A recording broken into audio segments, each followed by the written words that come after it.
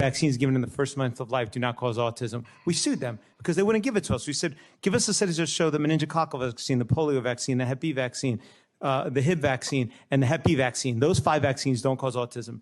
You know what they provided? None. We sued them in federal court. They ended up in stipulated order. They gave us 20 studies. Not one of them has to do with those vaccines. They're all MMR or they're all thimerosal.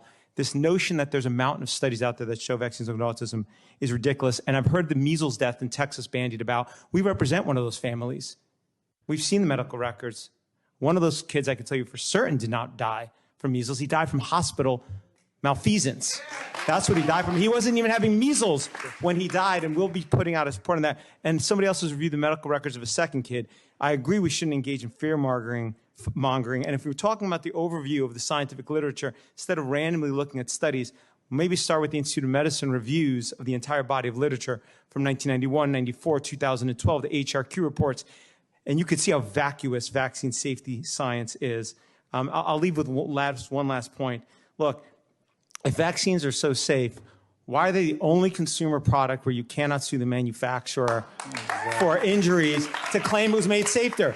It's been 1980, it's been over 30 years they're telling you Hep B safe, Hib safe, these are safe. You still need immunity?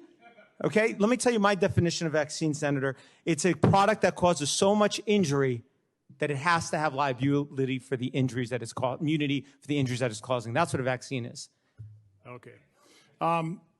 So again, I want to thank the witnesses. And again, Dr. Scott, I'd love to have you back and talk about treatment, because again, that's what kind of drives me nuts. Now,